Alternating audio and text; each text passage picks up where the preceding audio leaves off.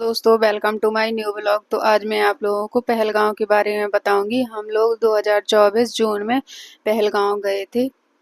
तब हमने ब्लॉगिंग शुरू नहीं की थी, इसलिए हमारे पास उसकी क्लिप वगैरह नहीं है, इसलिए मैं आपको सामने से बता रही हूँ जो मेरा एक्सपीरियंस रहा है पहलगांव में। मैं आपके साथ वही शेयर करूँगी।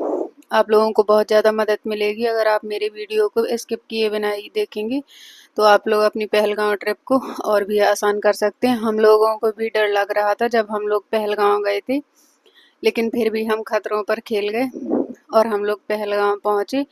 तो सबसे पहले तो रूम लेने में बड़ी दिक्कत हुई हम लोगों को, क्योंकि जो टैक्सी ड्राइवर हमको लेके गया था उसने रूम वगैरह नहीं दिलवाए थे। उसने हमें छोड़ दिया था, बोला आप अपने हिसाब से रूम देख लो, आपको जो सही लगे। तो हम जहांगीर होटल में रुके थे, जिसका किराया समथिंग 1500 रुपये लगा था हमें। फिर हम लोगों ने वहाँ 2 दिन स्टे किया था, क्योंकि पहले दिन जब हम लोग गए थे तो काफ़ी शाम हो गई थी, तो हमने सोचा अब यहाँ मतलब सेफ नहीं है कहीं घूमना, तो हम लोग उस दिन तो वहीं पे रुके थे। फिर अगले दिन हम लोग बाहर निकले तो हम लोगों को आरू वैली, बेताब वैली और चंदनबाड़ी जाना था। हम लोगों ने पहले से ही डिसाइड कर लिया था, क्योंकि और जगह हमें पहले से ही मालूम था कि सुरक्षित नहीं है उतनी ज़्यादा। काफ़ी लोगों ने हमें बोला भी कि हम लोग आपको घोड़े से वहाँ तक ले चलेंगे, धरती का स्वर्ग है ऐसा वैसा, लेकिन हम लोग चक्कर में नहीं पड़े। मिनी स्विट्जरलैंड बोल के भी लोग ले जा रहे थे, लेकिन हम लोगों ने नहीं देखा। वहाँ पे एक यूनियन है जिनकी गाड़ियाँ चलती हैं, वो लोग किसी लोकल की गाड़ी को वहाँ पर नहीं जाने देते।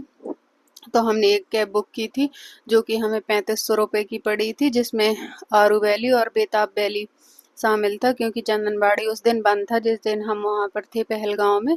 कुछ सूचना मिली थी कि वहाँ पर आतंकी हमला होने की आशंका है, तो वहाँ पे बंद था चंदनबाड़ी। तो हम लोगों ने अपनी कैब बुक की और हम लोग सबसे पहले आरू वैली पहुँचे।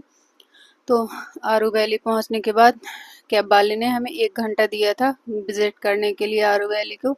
तो हम लोग अंदर गए तो बहुत ही अच्छा व्यू था, बहुत ही ज़्यादा अच्छा लग रहा था। बगल से एक नदी बह रही थी, काफ़ी बड़ा मैदान था और काफ़ी फोटोग्राफर वगैरह भी थे और बहुत अच्छा लग रहा था। वहाँ पे आरू वैली का एक सेल्फी पॉइंट भी था, तो हम लोगों ने वहाँ पर फ़ोटो वगैरह क्लिक की। फिर हम लोग वापस 1 घंटे में मैगी वगैरह खा के वापस आए। हमने वहाँ से कुछ खरीदा वगैरह नहीं था, क्योंकि हम लोगों ने पहले ही श्रीनगर में लाल चौक से सारी चीज़ें खरीद ली थी। तो फिर हम लोग वापस आए तो हम लोग बेताब वैली गए।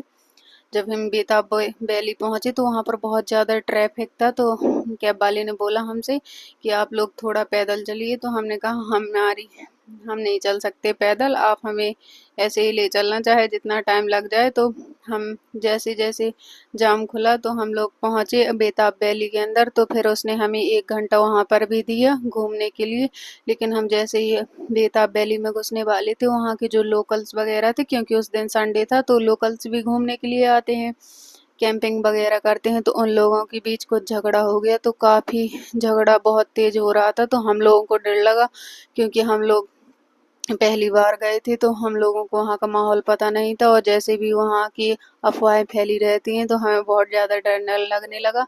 हम लोगों ने टिकट वगैरह कटवा लिए थे, बेताब वैली के अंदर जाने के लिए आप लोगों को टिकट लगेंगी। फिर हम लोग अंदर गए, वहाँ पे भी बहुत अच्छा व्यू था। लोग घोड़ों पर बैठ बैठ के, बेताब वैली जैसे मूवी थी बेताब, उसमें जो सीन था वैसे ही बिल्कुल सीन था। लोग वहाँ पर फोटोग्राफी वगैरह करवा रहे थे, अपने अपने वीडियो बनवा रहे थे, लेकिन हम लोगों ने ऐसा कुछ नहीं किया। हम लोगों ने बस अपना देखा, 1 घंटे में घूमा और वापस हम लोग आए। फिर हम लोग थोड़ी देर बाहर बैठे, बहुत ही अच्छा व्यू था, बहुत ही शांत माहौल था, तो बहुत ज़्यादा अच्छा लग रहा था। नदी में बहुत तेज पानी था, इतना ठंडा पानी था। फिर हम लोग वापस आए तो उसने हमें वैसे भी 2 घंटे दिए थे और आने जाने में 3-4 घंटे लग गए थे, तो वैसे भी शाम होने ही वाली थी। तो हमने सबसे पहले खाना वगैरह खाया, लेकिन वहाँ पे डर बहुत ज़्यादा लग रहा था। हम लोग 2024 में गए थे और फिर ये आतंकी हमला 2025 में हुआ था। अब तो जाने में भी डर लगता है। अगर आप लोग जाना तो वहाँ की पूरी अपडेट लेते रहना जब आप लोग जाएं, और ज़्यादा किसी के वहाँ पर चक्कर में मत पड़ना। आप लोग यूनियन की वहाँ गाड़ी चलती हैं, वहीं से आप लोग बुक करना, और आप मिनी स्विट्जरलैंड के चक्कर में मत पड़ना। वो लोग बोलेंगे कि हम आपको मिनी स्विट्जरलैंड लेके चलेंगे, लेकिन आप लोग केवल यूनियन की गाड़ी में ही जाना।